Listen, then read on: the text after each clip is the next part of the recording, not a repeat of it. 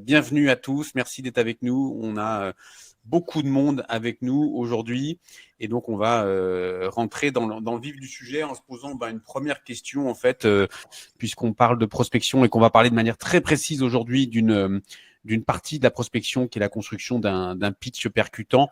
Déjà, pourquoi est-ce qu'il faut prospecter? C'est beaucoup d'entre vous le savent, mais en fait, si on prospecte pas, en fait, on a une base client qui s'érode parce qu'il y a des clients qui ferment, il y a des clients qui déménagent, il y a des clients qui fusionnent avec d'autres. On a aussi des clients qu'on peut perdre. Et donc, toute cette rotation de portefeuille fait qu'on ne peut pas assurer sa seule croissance sur son portefeuille. Et puis, quand bien même on aurait des clients qui partent pas, ça ne veut pas forcément dire ils ont tous encore du potentiel à prendre. Donc, si on veut développer son entreprise, si on veut pouvoir investir, évidemment, on a besoin d'agrandir la taille de son portefeuille client. Et donc, ça implique évidemment de l'acquisition client et de construire un système d'acquisition client. Dont la prospection commerciale fait partie, notamment ce qu'on peut appeler parfois de cold calling dans une stratégie sortante. Et donc, on a besoin de prospection, on a besoin pour faire des objectifs, qu'on soit manager ou commerciaux, on a besoin de faire de la prospection. Théo, est-ce qu'on passe maintenant le savoir qui est avec nous pour qu'on puisse un peu savoir qui est avec nous aujourd'hui? Oui, moi ce que je vous propose, c'est de répondre directement dans la barre de chat, savoir quel est votre profil, si vous êtes donc dirigeant d'entreprise, directeur commercial ou alors que vous êtes commercial vous-même. N'hésitez pas à répondre du coup directement dans la barre de chat pour qu'on puisse savoir à qui nous avons affaire aujourd'hui et voilà un peu plus votre profil.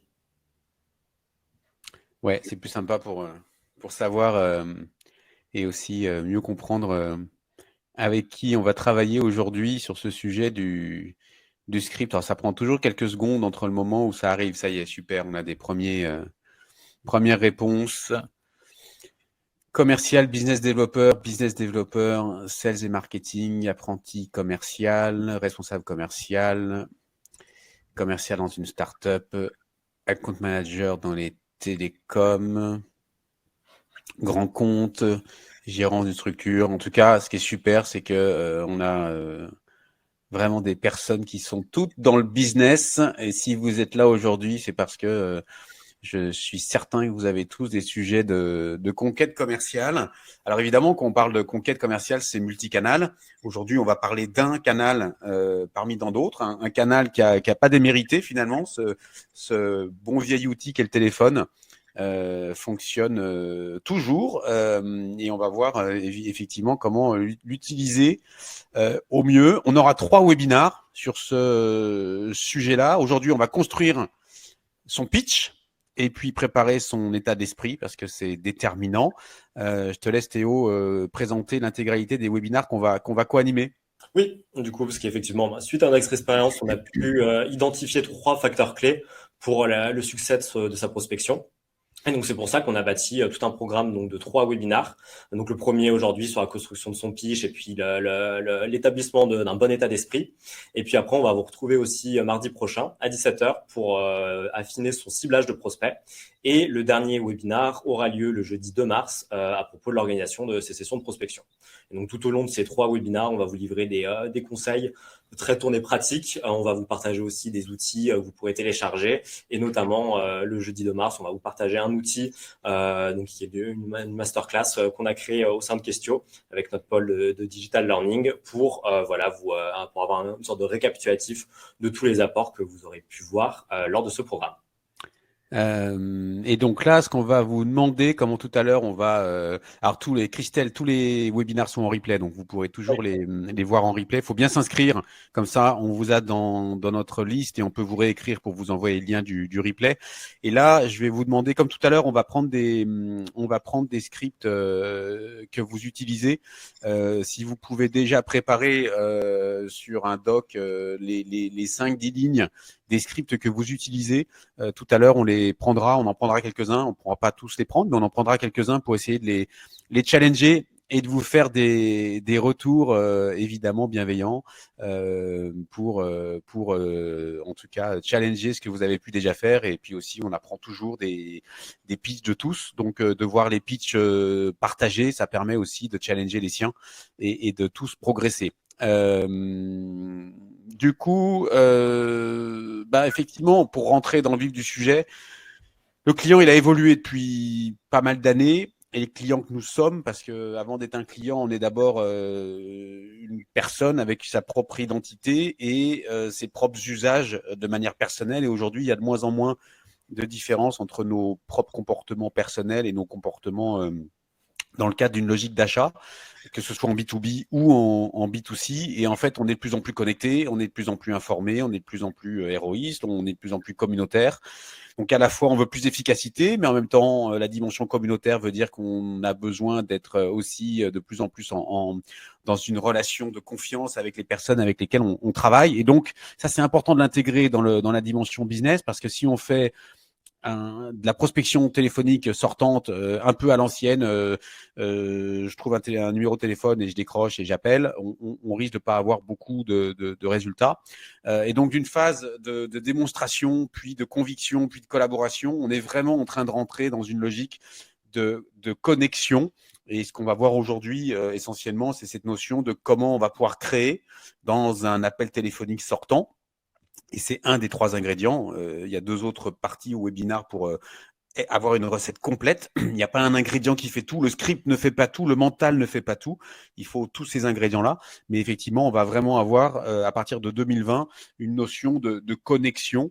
Parce que si on n'arrive pas à créer cette connexion, on a peut-être des outils qui permettent d'envoyer 1000 mails facilement, sans coût, pour essayer d'obtenir des projets et de trouver des nouveaux prospects. Mais la réalité, c'est que quand on regarde, nous, les clients qu'on accompagne et là où ça fonctionne, quand on regarde les meilleurs commerciaux en prospection, c'est ceux qui créent les conditions, effectivement, de la connexion. Super, Charlie, tu nous en as déjà mis un. Merci beaucoup. Donc, du coup, on va les prendre tout à l'heure. Je vous passe je vous donne un peu de matière et puis, effectivement, on va les challenger ensemble tout à l'heure. Donc effectivement, on a besoin d'attirer les clients. Ils ont la capacité à taper des mots-clés dans un outil qui fait à peu près 200 grammes, qui s'appelle un smartphone. Et donc, il n'y a plus aucune raison de répondre au téléphone. Et donc, qu'est-ce que ça implique C'est qu'effectivement, quand on est en prospection sortante, il va falloir être capable de recréer cette connexion. Et très souvent, quand nous, on accompagne des clients, sur à peu près 150 à 200 clients qu'on accompagne, quand on parle du sujet de prospection et qu'on fait l'état des lieux des scripts, très souvent, la prospection, ça ressemble encore un peu à ça. Et évidemment, si on veut plus que la prospection ressemble à quelque chose de pas très appétissant, évidemment, il faut que la prospection, on arrête de la faire un peu de cette manière-là, c'est-à-dire qu'on se dit que c'est juste le truc que personne veut faire, où on est un peu en train de se cacher dans les bureaux du fond pour pas faire de bruit, pas être écouté, pas être dérangé, où finalement tout le monde essaye de reporter le moment où il va falloir prospecter dans la semaine. Et donc on a un problème de fond, c'est que la considération, le mental et l'état d'esprit qui est associé à la prospection, c'est encore quelque chose, malheureusement, où on espère qu'en préparant très peu, on va pouvoir obtenir un bon résultat. Et évidemment, les clients sont de plus en plus exigeants, donc la capacité qu'ils ont à refuser les sollicitations est évidemment devenue énorme. Donc du coup, si on veut quelque chose d'un peu plus sympa, il va pas falloir se poser et faire des grands schémas. Il va falloir évidemment préparer en amont. C'est ce qu'on va voir pendant les 3 webinars. Et donc, il va falloir notamment travailler sa prospection bien en amont, de manière structurée. Et c'est ça qu'on va partager. Aujourd'hui. Du coup, on va vous refaire un petit sondage. Je vais vous laisser Théo animer le prochain sondage. Oui, donc le premier sondage qui va partir donc sur votre état d'esprit. Donc je vous mets maintenant à l'écran, vous voyez apparaître dans votre barre de chat pour savoir, donc sur une échelle de 0 à 10, quel serait vous, votre niveau d'appréciation de l'activité, la prospection commerciale. Voilà, 0, je déteste faire la prospection, et 10, j'adore faire la prospection.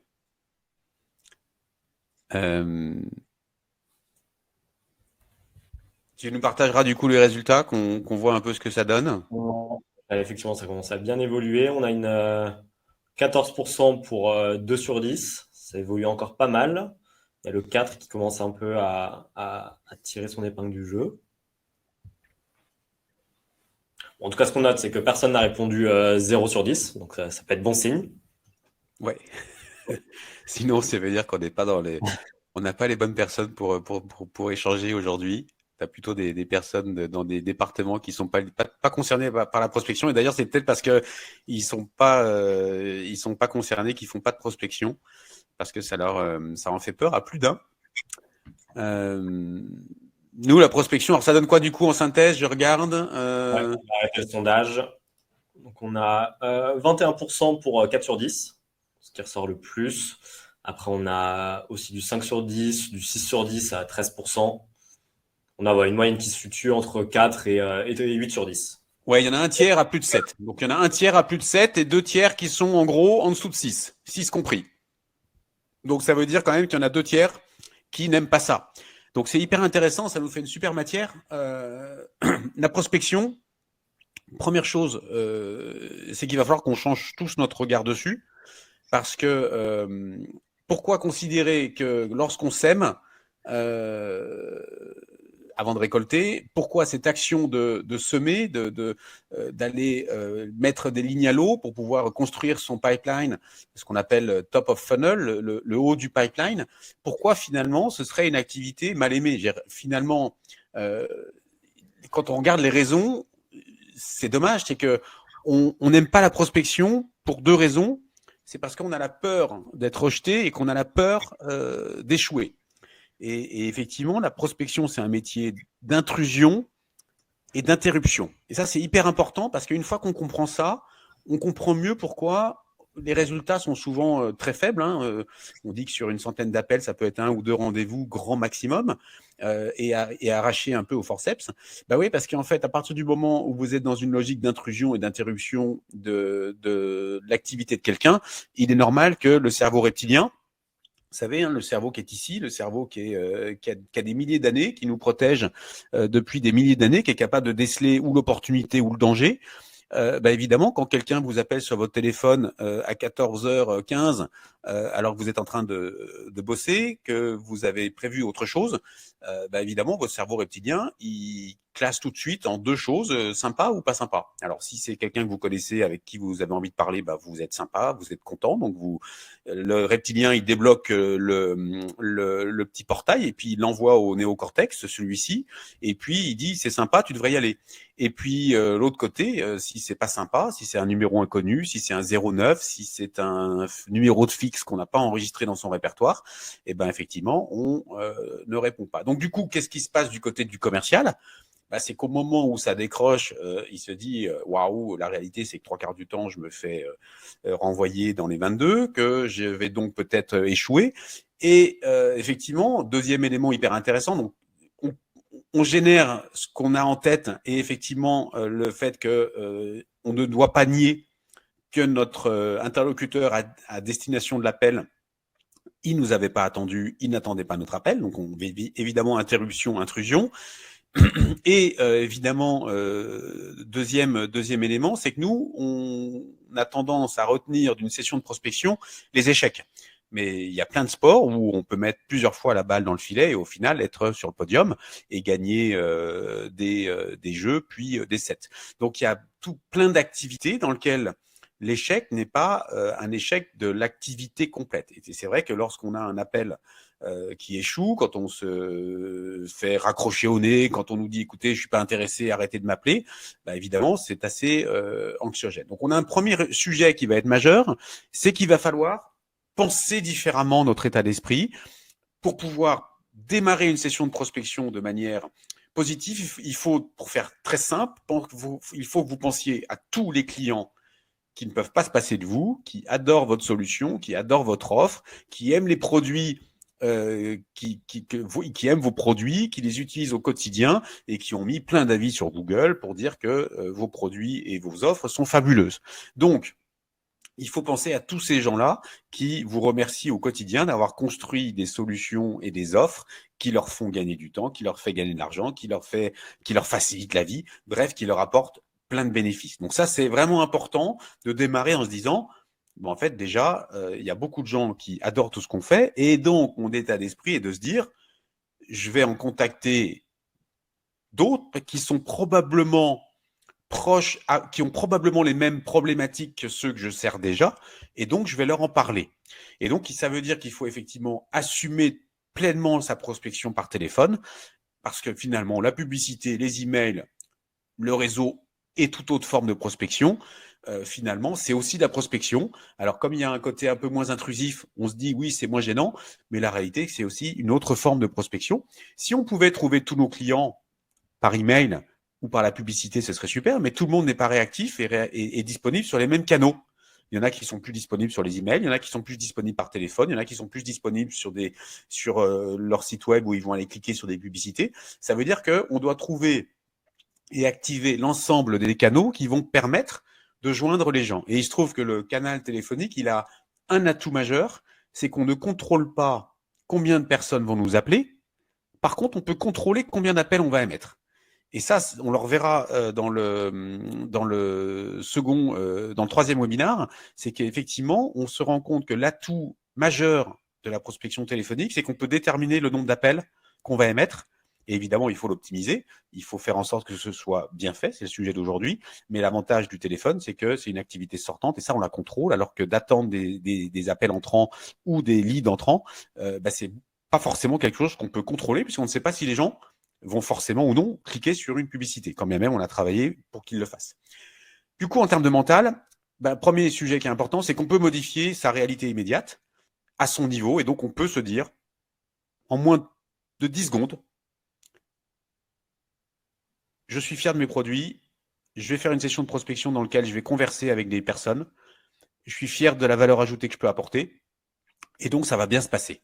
Et on peut modifier la réalité dans laquelle on va être, plutôt que d'avoir une réalité qui est de se dire, je vais me prendre des portes pendant 1 heure. Et donc, il y a une possibilité de conditionner la manière dont on va réaliser sa session. Évidemment, les obstacles font partie du jeu. Évidemment, il faut bosser dur. Et bien sûr que pour arriver au succès, mais je ne vous apprends pas quelque chose de très nouveau. Il y aura évidemment des hauts et des bas, et donc il va bien falloir travailler dur dans la durée. Et on peut pas juger une approche de prospection au bout de 1 heure ou 2 heures de phoning. Il faut évidemment faire en sorte d'avoir la construction complète pendant de longues semaines et pendant de longs mois d'une démarche de prospection. Donc effectivement, le mental, c'est clé. Et puis, on peut toujours se rappeler que finalement, la réalité, c'est que on peut modifier sa réalité et se dire qu'il y a des obstacles majeurs qui peuvent être contournés. Et donc là, on a un exemple en handisport d'une personne qui a contourné un obstacle qui peut paraître majeur. Et donc, effectivement, on peut construire un mental différent, soit de se dire j'y arriverai jamais, c'est trop dur, c'est trop difficile, ou accepter de conditionner le mental sur lequel on va travailler. Messi ne marque pas tous ses coups francs, ouais, tout à fait. Je vois qu'il y a des premières questions. Théo, tu me diras tout à l'heure lesquelles on va prendre, mais effectivement, alors, le meilleur horaire, effectivement, c'est un sujet de persona qu'on va traiter dans la prochaine session et puis dans la session numéro 3 sur l'organisation. Mais effectivement, le sujet de l'horaire est clé. Je ne veux pas le traiter maintenant parce qu'effectivement, on va le traiter dans le prochain, dans la prochaine partie. Du coup, sur le mental, c'est vraiment important. Je vous ai partagé quelques clés et on peut modifier son réel, on peut modifier sa représentation de la réalité. C'est entre nos mains, c'est entre les mains de personne d'autre, ni de son manager, ni de ses collègues. On peut décider au moment où on se dit on va faire de la prospection. Ça va être quelque chose de super parce que je vais pouvoir échanger sur une offre dont je suis fier avec d'autres personnes. Évidemment, pour pouvoir connecter, on en a parlé tout à l'heure, il s'agit de connecter. Parce qu'il faut recréer cette dimension communautaire, il faut recréer ce lien. Vous savez, le faire des affaires, c'est une histoire de confiance. Je dis souvent, il y a 3 règles, hein, to know, to like, to trust. Quand vous regardez les personnes avec lesquelles vous faites des affaires, soit le choix de vos fournisseurs, soit vos clients, à un moment ou un autre, il y a eu ces 3 éléments-là. Il a fallu faire connaissance, il a fallu apprécier la relation et à un moment, il a fallu se dire qu'on avait confiance. Et évidemment, cette notion de confiance, elle arrive un peu à la fin, to know, to like, to trust. Mais la réalité, c'est que évidemment, elles sont toutes interconnectées et que la confiance, elle se crée dès le début au moment où on prospecte, on doit commencer à incarner cette notion de confiance. Donc là, on va rentrer dans le vif du sujet avec la trame qu'on utilise pour construire un script d'appel. Et vous allez voir qu'il y a plein de petits détails que je vais décrire qui sont extrêmement importants. Premier élément, c'est que lorsqu'on va s'identifier dans la phase de connexion, on a beaucoup, moi je me fais énormément prospecter, on se fait tous beaucoup prospecter, et très souvent les personnes démarrent les appels en disant oui bonjour monsieur Seguin, en fait je vous appelle, je suis Pierre Durand de la société Dupont, je vous appelle parce qu'on a développé une solution extrêmement innovante et du coup je voulais savoir si vous aviez des besoins. Et alors là, il faut se remettre dans le contexte côté du prospect qu'on vient d'approcher. Il était en train de bosser. Son téléphone sonne. Il voit un numéro qui apparaît. Il décide de décrocher. Et là, il se retrouve submergé par quelqu'un probablement un peu sous stress qui déroule et débite son message. Et comme on est dans une logique d'intrusion et d'interruption, bah là, le reptilien réagit tout de suite en disant écoutez, je ne suis pas intéressé, on peut même aller à plus de niveaux, hein, je ne suis pas intéressé, merci de ne pas conserver mes coordonnées, et on peut même aller jusqu'à la personne raccroche. Donc, le premier reptilien à contrôler dans l'histoire, c'est celui déjà de celui qui appelle. Bonjour, monsieur Durand. Oui. Bonjour, Dominique Seguin, de Questio. Oui. Et là, déjà, il vous classe à mince, opportunité ou risque ou danger. Bah déjà, comme on se pose tranquillement, qu'il n'y a pas de stress, parce qu'on a conditionné son mental à se dire c'est super, je vais avoir l'occasion de parler de mon produit. Donc finalement, si on est dans les fonctions commerciales et marketing, c'est quand même qu'on aime parler de son produit, de son offre. Et ben ça veut dire que les premières secondes sont déterminantes parce qu'on doit tout de suite sortir du mode intrusif et on doit être dans la connexion. Et donc on doit marquer cette pause. Bonjour, Madame Dupont. Bonjour. Oui, bonjour, Dominique Seguin de Questio. Je voudrais... Et là, on poursuit. Donc déjà, les premières secondes sont lentes, elles sont avec un peu d'épaisseur, et on crée de la connexion pour créer de la considération et montrer, moi je recommande vraiment, et nous on recommande, et on voit les tests qu'on fait sur plusieurs milliers d'appels, qu'il faut effectivement dire bonjour monsieur Dupont, bonjour madame Durand. C'est important de poser ces mots-là parce qu'ils établissent le lien. Et puis évidemment, un ton de voix enthousiaste avec une retenue. On n'est pas là pour être nonchalant ou un petit peu trop détendu. Mais en tout cas, on doit avoir quelque chose d'enthousiaste qui s'entende à la voix.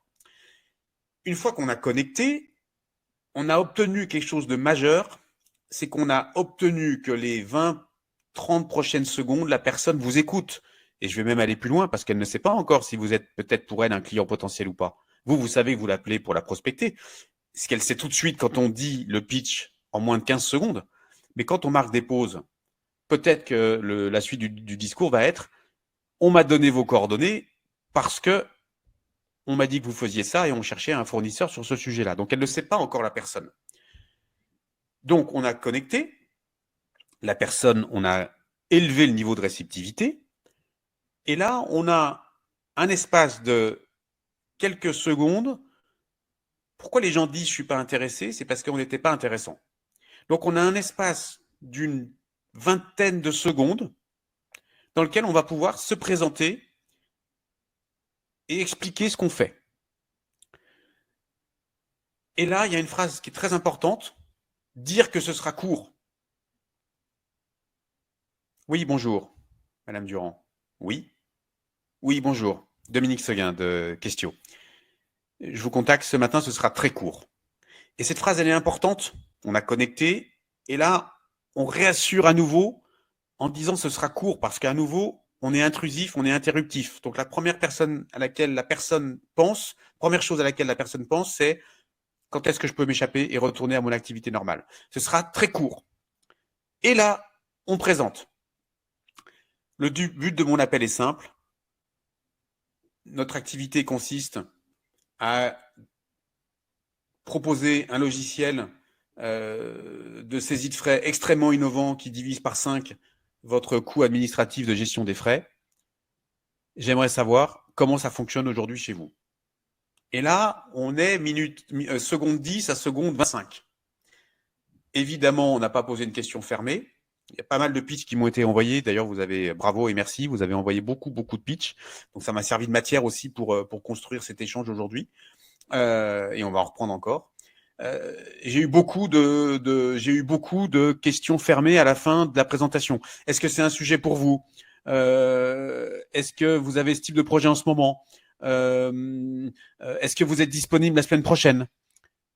À partir du moment où on pose une question fermée, sachant qu'on est dans une situation d'intrusion et d'interruption, on a beaucoup plus de chances, probablement, les statistiques le montrent, qu'effectivement la personne se réfugie dans la réponse la plus facile pour elle, qui soit le non.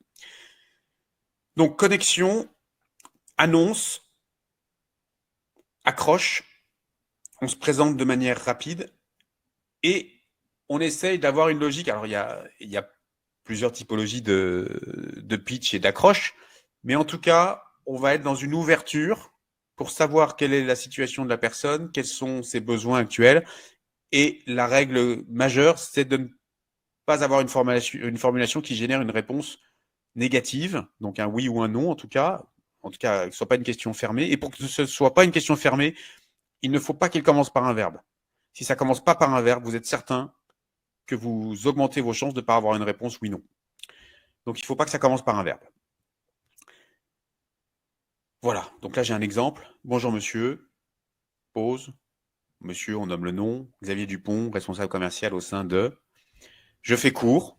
Nous accompagnons les sociétés du secteur de l'industrie pour les aider à réduire leur facture énergétique. Nous améliorons en moyenne la performance de leurs machines de 20%.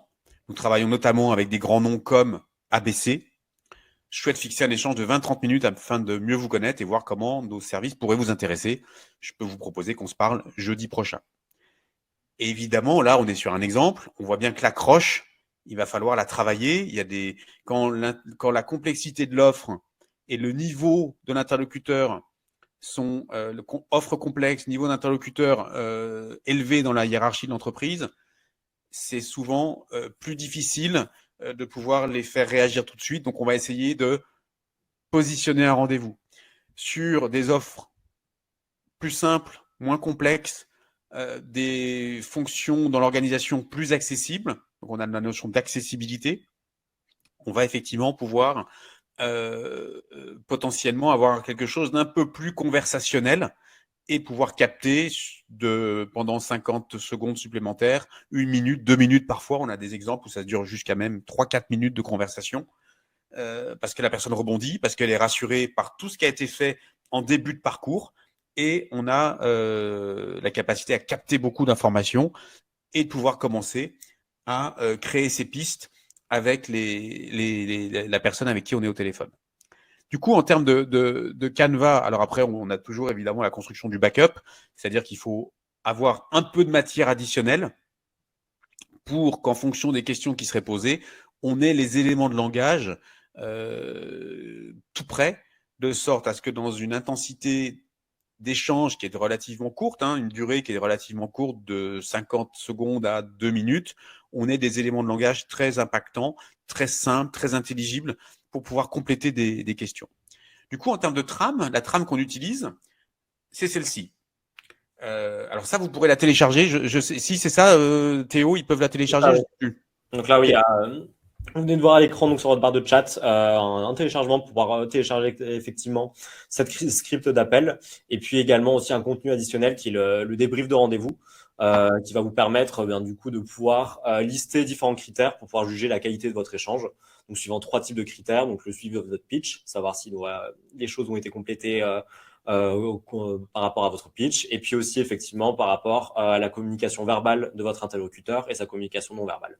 Donc voilà, c'est une fiche de débrief pour pouvoir après pouvoir juger de la qualité de votre échange. Et ça, je suis désolé, ça se télécharge où?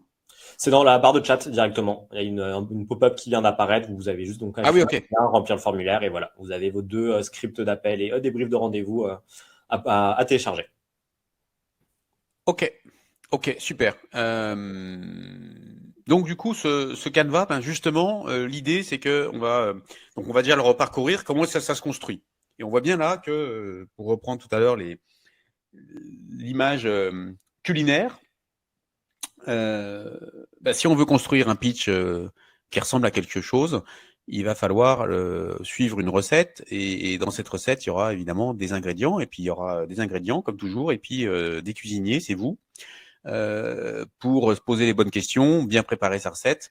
Et ça, là-dessus, moi, je vous conseille, et Théo pourrait témoigner, mais c'est typiquement les sujets que les commerciaux et les équipes marketing chez nous partagent, et avec la direction marketing et avec la direction commerciale pour pouvoir... En fait, il n'y a pas autant de commerciaux, il n'y a pas autant de pitch qu'il y a de commerciaux.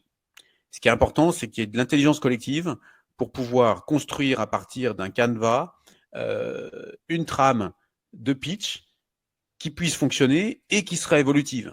La problématique, c'est que nous, quand on accompagne nos clients, et on en voit beaucoup, très souvent, les commerciaux se retrouvent un peu tout seuls à faire leur pitch. Ça dépend des entreprises, évidemment, il y en a qui ont une approche structurée. Mais en tout cas, quand il n'y a pas d'approche structurée, c'est faire porter au commercial le fait d'être tout seul à trouver lui-même ce qui va fonctionner. Alors, on peut, évidemment, et bien sûr qu'avec les années, on devient meilleur. Mais c'est vrai que dès qu'on met de l'intelligence collective, quand on construit ça en groupe, avec des équipes qui ont différents points de vue, l'approche marketing, l'approche commerciale, évidemment, on a un bien meilleur résultat. Donc, on va partir de cette trame pour construire et répondre aux questions. Quel est le problème traité? Le service fourni? Quels sont les bénéfices que ça procure?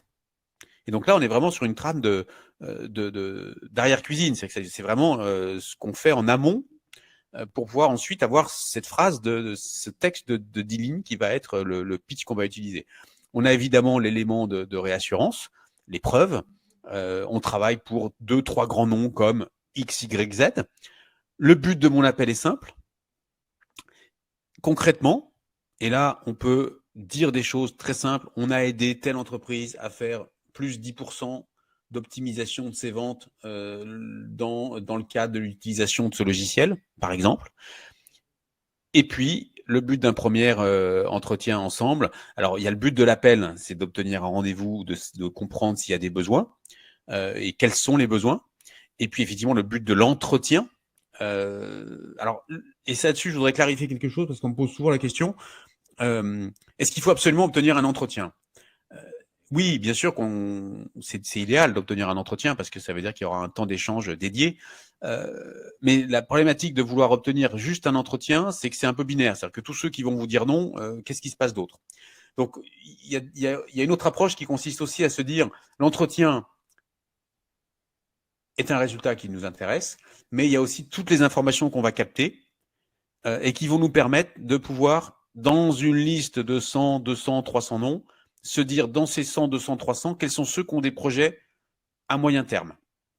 Et donc, de pouvoir affiner et de se dire que si on obtient des informations ce jour, mais qu'on va pouvoir les nurturer, les connecter sur LinkedIn, leur envoyer des emails, on va se construire des pistes, mois après mois, qui seront ce fameux haut de funnel, qui seront un jour vos propositions de demain, puis vos signatures d'après-demain. Du coup, je vais prendre à droite, je vois qu'il y a des pitchs qui sont descendus. C'est ça, on en a quoi? On en a une dizaine, Théo? Oui, effectivement, on a celui de Yann, on a également eu précédemment celui d'Ilona, de Charlie. Ok, alors, bon, je vais prendre le premier que j'ai à l'écran là, qui est celui de Yann. Alors évidemment, du coup, c'est intéressant, merci de partager, et puis ça permet d'avoir de la matière concrète, et c'était le but de ce webinaire. Donc je vous appelle afin de savoir comment l'évolution de la réglementation européenne va impacter votre stratégie sur le procédé XY que vous utilisez. Pouvons-nous convenir d'un rendez-vous prochainement sur ce sujet? Prospect ciblé sur une problématique process rendue impossible du fait d'une évolution réglementaire européenne. Il y a 30 entreprises industrielles en France, un peu plus de 150 en Europe. Lister les prospects et contacts, risques pour ces prospects des Q3 24, demande d'exposition à cette problématique, réceptivité à une solution permettant, proposition d'une assistante. OK.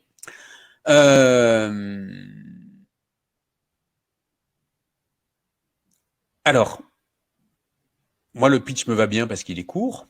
Il est compréhensible, donc ça j'aime bien. L'annonce effectivement est claire. Évidemment, on est d'accord que là on a le texte, c'est la fraction de l'accroche, hein, tout ce qui est amont, vous pouvez le récupérer de manière générique. Bonjour Madame Durand. Oui, bonjour. Oui, bonjour. Yann Dugenet de la société Dupont. Je vous appelle, je vais faire très court. Et là, on déroule. Mais je le répète parce qu'il n'y ait pas d'ambiguïté là-dessus. Le point que j'observerai, c'est effectivement que je sens qu'on n'est pas sur un sujet simple. En tout cas, j'imagine qu'il y a une complexité intrinsèque à l'offre. On n'est pas sur un marché de commodité. Donc, en tout cas, on peut imaginer qu'il y a peut-être un niveau de maturité de la cible sur ce sujet-là qui n'est pas forcément, et je suppose, partagé par tout le monde d'un premier abord. Et du coup, ce qui m'ennuie, ce serait sûrement le pouvons-nous convenir, parce que là, on est sur une offre qui peut être complexe, où la personne peut se dire « je suis pas sûr d'avoir compris ». Le fait que l'effort demandé, ce soit d'obtenir un rendez-vous, et en plus on demande avec une réponse oui-non, et c'est là où c'est intéressant de tester, hein, parce qu'il faut après le faire dans le réel, j'aurais évidemment recommandé d'être peut-être d'abord dans une recherche d'information. Comment ça fonctionne aujourd'hui, ce qui est le haut du pitch. Comment ça fonctionne aujourd'hui chez vous, quelles sont vos pratiques, comment vous vous y préparez. Et la proposition de rendez-vous doit toujours être faite de manière, c'est un peu le jeu du ni oui ni non, ça doit toujours idéalement être fait dans une logique assertive. Je vous propose qu'on en parle dans les prochaines semaines. Je regarde mon agenda, j'ai le mardi ou le mercredi à 17h qui sont disponibles. Quel créneau vous arrangerait? C'est une technique assez connue qui permet d'avoir un choix entre deux choix qui vous sont favorables plutôt qu'un oui ou un non. Donc je reformulerai, je rajouterai des questions pour qualifier la situation de votre interlocuteur dans un format conversationnel. Et puis, je formulerai la proposition de rendez-vous de manière positive et assertive. Je vous propose un rendez-vous dans les prochaines semaines plutôt qu'une question fermée. N'hésitez pas à rebondir si vous avez des idées, des remarques, des bonnes pratiques. Vous pouvez tout à fait compléter aussi. Alors pareil pour Christelle, bah du coup je trouve que l'expression est très alors vous le voyez pas parce que c'est en message privé. J'ai Christelle qui m'avait dit bonjour Christelle, je souhaite échanger avec vous sur votre organisation concernant le non-paiement de vos factures. Est-ce que vous avez 10 minutes à m'accorder? Et ben à nouveau, je vais faire la même remarque. On peut poser des questions. En fait déjà je ne sais pas les statistiques d'appel et de nombre de rendez-vous obtenus sur ce pitch-là. Donc, tous les retours que je vous fais, c'est important. Je le fais à concurrence de l'information que j'ai. Si ce pitch prend 6 rendez-vous par heure, il faut rien changer. D'expérience, et parce qu'on fait ça tous les jours pour nos clients, puisqu'on a une activité de prospection commerciale pour le compte de nos clients, on remarque sur des milliers d'appels que le fait de poser la question, est-ce que vous avez 10 minutes à m'accorder, est-ce qu'on peut se parler la semaine prochaine, on a quasiment dans nos stats, c'est plus de 90% de non. Donc c'est pour ça que nous, la bonne pratique et comment est-ce qu'on contourne ça avec l'expérience, c'est effectivement d'une part d'être un peu plus conversationnel. Comment est-ce que vous fonctionnez aujourd'hui sur les factures échues non encaissées? Comment est-ce que vous organisez votre relance client? Quelles sont vos pratiques?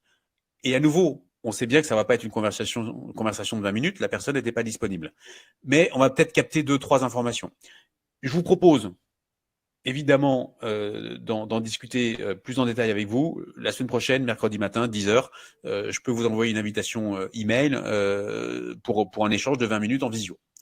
Donc ça, ce serait ça que je ferais évoluer dans le pitch pour Christelle. J'ai Liona Je me trompe peut-être en prononçant, je suis désolé, je suis pas sûr, je veux pas faire d'impair. Bonjour, je me permets de vous contacter au sujet d'un programme éducatif à destination des enfants de 3 à 10 ans. C'est un programme d'initiation aux compétences psychosociales pour apprendre notamment aux enfants à gérer leur stress, leurs émotions, prendre confiance en eux, travailler leur rapport à l'autre. Nous travaillons sur le temps scolaire et également sur leur temps périscolaire. Je vous appelle aujourd'hui car l'idée serait de se rencontrer dans les prochains jours en visioconférence afin d'échanger sur les actions mises en place dans votre ville en faveur du bien-être des enfants.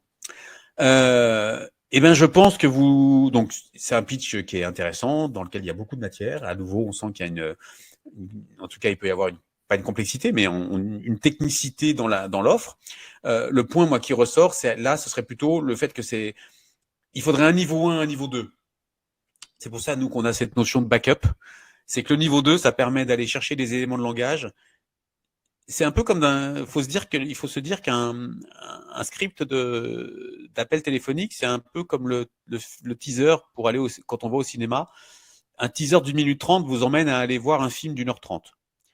Et donc, il faut que ce soit suffisamment puissant pour que dans un temps très court, ceux qui sont interpellés, ceux auprès duquel on a suscité de l'intérêt, parce que c'est ça l'objectif du pitch, hein, vous l'avez compris, c'est de susciter de l'intérêt, c'est de passer de le reptilien qui dit non au néocortex qui se dit pourquoi pas. Et donc, il faut susciter de l'intérêt. Et pour susciter de l'intérêt, il faut donner de la matière qui donne envie. Si c'est trop long, si c'est trop technique, le plus simple pour la personne, quand bien même elle passerait à côté d'une opportunité, c'est de dire non. Parce qu'à nouveau, quand on l'appelle, elle est en train de faire autre chose. Donc moi, j'aurais tendance à le découper, à reprendre la trame. Ilona, dans votre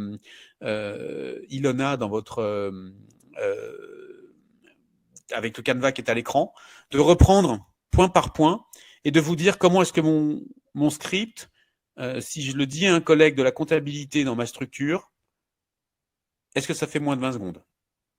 Niveau 1. Et puis niveau 2, vous avez encore 20 secondes si on vous pose des questions. Donc j'aurais tendance celui-ci à le raccourcir pour qu'il soit plus court. Charlie pour Pikin. Donc bonjour Charlie, je suis responsable commercial chez Pikin. Vous me confirmez être le directeur de l'hôtel? Oui, non. Si oui, je vous contacte aujourd'hui puisque Pikin facilite la gestion des objets trouvés dans 300 établissements en France. Nous-mêmes, clients d'hôtel, lorsque nous avons oublié des objets pendant nos séjours, sur leur récupération était fastidieuse. Plusieurs hôteliers nous ont également partagé ce constat. Et les équipes ne sont pas là pour faire la logistique des objets trouvés. Et le manque de solutions impacte la satisfaction client. L'objectif principal de mon appel est aujourd'hui d'identifier 20 minutes dans nos agendas. Alors, à nouveau, j'aime bien, il n'y a pas grand-chose à dire. C'est des bons pitchs. Ce que je pourrais dire en feedback, plus court. Et puis, plus de preuves. Et ça, c'est pareil pour, effectivement, Ilona. Je vous encourage à donner des preuves. L'avantage d'une preuve, pourquoi est-ce que dans le marketing publicitaire, dans la communication, on a toujours ces éléments de réassurance dans lequel parce que ça permet en fait au cerveau humain de pouvoir classer l'information plus rapidement et de se dire, si eux l'ont fait, c'est le rôle des avis, hein, si eux ont dit que c'était bien, ça veut dire que c'est puissant. Et comme on est dans une ère où l'avis des pairs est plus important que l'avis de l'institution, quand la marque communique, c'est perçu comme potentiellement moins vrai que lorsque ce sont les avis de vos pairs qui disent que c'est super. Et bien là, c'est le même principe sur les pitchs. Vous pouvez tout à fait rajouter, quand vous dites plusieurs hôteliers nous ont partagé ce constat, vous pouvez dire on travaille aujourd'hui avec le groupe Claridge, le groupe Hilton et la chaîne Novotel qui sont très contents de pouvoir augmenter le niveau de satisfaction de leurs clients grâce au suivi des objets trouvés. Et donc, le fait de placer de manière intelligente quelques noms de référence, c'est ça qui va permettre d'augmenter le niveau d'intérêt et donc de susciter davantage d'intérêt pour vos interlocuteurs. Je regarde s'il y a des nouveaux scripts qui sont arrivés. Il n'y en a pas. Alors, il y a autant d'intérêts différents que de personnes derrière le téléphone. Donc ça, évidemment, on en parlera la semaine prochaine quand on parlera effectivement du persona. Évidemment, on va devoir faire un travail sur le persona pour savoir, bien sûr, comment comment ça fonctionne, persona par persona, et donc du coup pouvoir s'assurer que lorsqu'on s'adresse à tel type de fonction, tel type de métier, tel niveau dans l'organisation, on a bien les bons mots, les bonnes problématiques et qu'on a effectivement la capacité à leur parler de choses qui les intéressent. Allez, je prends un dernier pitch qui vient d'arriver en message privé, mais du coup, je vais pouvoir vous le lire. Et puis, il est 14h45, donc on l'avait dit 3/4 d'heure, donc je vais essayer de tenir votre timing parce que voilà, la journée n'est pas terminée. Antoine nous dit, je suis commercial, je travaille au service client. Le premier média d'investigation sur le secteur du luxe est réservé aux professionnels. Nous savons qu'en tant que client, vous avez besoin d'être tenu au courant des dernières nouveautés sur vos concurrents directs et indirects dans le luxe pour prendre vos décisions stratégiques. Nos lecteurs nous font confiance pour apporter des informations impartiales, exclusives et cruciales. Quelles sources d'informations utilisez-vous aujourd'hui dans le cadre de votre activité ? Et ben moi, j'aime bien ce pitch et à nouveau, même remarque, je citerai quelques références et je diviserai par 2. Allez, il faut se dire que de toute façon, c'est toujours souvent plus long que trop court. Donc là, typiquement, Antoine, il faut faire un A/B testing. Vous faites 100 lignes, ou même pas d'ailleurs, 50 lignes d'appel avec ce format-là, et puis 50 lignes où vous faites plus court. Et vous gardez bien les questions de la fin, quelles sources d'informations est-ce que vous utilisez aujourd'hui, qu'est-ce qui vous manque, comment ça fonctionne. Mais vous divisez par 2 la longueur du pitch une fois que vous vous êtes présenté. Et vous comparez les résultats et ça vous permet de faire une V2 de votre pitch. Ceux qui... Du coup, on va clôturer ici parce que, évidemment, j'en ai encore 6 qui sont arrivés. En privé, donc je veux pas, je pourrais pas tous les traiter évidemment. J'espère que vous avez plein d'informations et en tout cas d'avoir vu d'autres pitchs, d'avoir vu une structure, ça va vous permettre de reprendre votre pitch, de le challenger avec le Canva que vous avez téléchargé et puis de pouvoir tester, retester, améliorer, retester, échouer beaucoup et à nouveau améliorer et affiner évidemment le message que vous allez utiliser dans vos scripts d'appel. Merci à tous pour votre présence. Théo, on se retrouve quand pour la deuxième partie? On se retrouve ce mardi à 17h. Donc c'est mardi prochain. Ok, super. 21 février. Je vous envoie le lien de connexion dans le chat. Super. Eh ben écoutez, merci à tous. Je sais pas quand arrive le replay. Christelle demande quand est-ce qu'on aura le replay. Dès ce soir, en fin d'après-midi. Super. Bon, je vois plein de gens qui m'envoient des messages en disant c'est super, on a envie d'y aller. Génial, bah ouais, allez-y. Qu'est-ce qu'on perd? Rien du tout, si ce n'est trouver des clients, vos futurs clients. Vous êtes super fiers de vos services et de vos produits, donc il n'y a aucune raison de ne pas hésiter. Profitez-en, c'est un jeu, c'est du plaisir, c'est quelque chose qu'on fait de manière spontanée et sincère. Donc, amusez-vous en faisant de la prospection. C'est une occasion d'échanger avec vos clients, avec vos prospects, avec votre marché. Donc, en fait, il peut pas arriver grand-chose si ce n'est de faire des belles rencontres et de connecter avec des gens qui auront besoin de vos services. Donc, amusez-vous bien, prenez du plaisir et je serai très content de vous retrouver avec Théo mardi prochain. Portez-vous bien, à très vite. Bye bye. À mardi. Bye bye.